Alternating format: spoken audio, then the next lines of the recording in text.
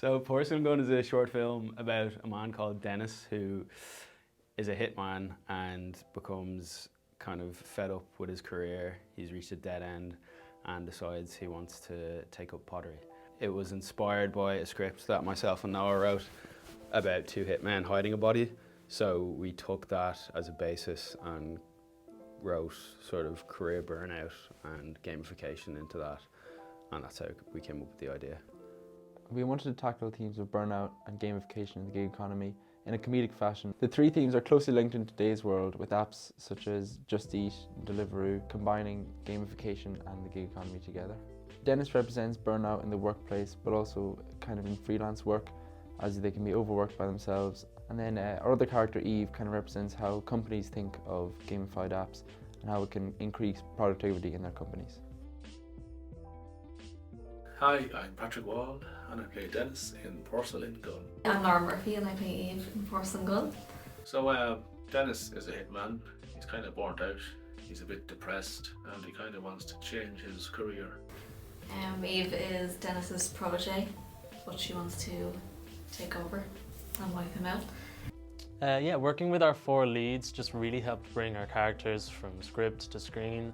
It was a really great process getting to work with those, and in general the whole film saw quite a broad range of extras and other small sort of roles, which really gave us an opportunity to work with a group of people who were just really talented and made the process so much easier. We utilised our skills in graphic design and interface design to create what we called an interactive prop in Adobe XD. That was called Hit Me, and it was inspired by Tinder and Hinge.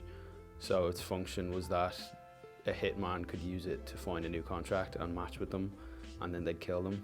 That was good because it meant we didn't have to green screen anything in, and we could hand our actors a physical prop that they could use and swipe through on set. It was a good chance for us to learn how Adobe XD worked properly. We were all familiar in other Adobe products, but less versed in XD. And it was a good chance for us to kind of polish those skills and come out with something that we hadn't really known before. So the scope for our project was definitely a double-edged sword, and we didn't really realise that until it came to casting extras for the opening montage, where we needed just a massive number of people. Whilst this led to a little bit extra stress on the day of shooting the montage, it meant for me in the pre-production making storyboards, it was just really fun. There was such a wide variety of shots and inspirations for each of them. There are some scenes inspired by kind of David Fincher, kind of darker underground aesthetics, whereas some kind of take more funny approaches that you'd see in like 80s cop shows like Starsky and Hutch and Magnum PI.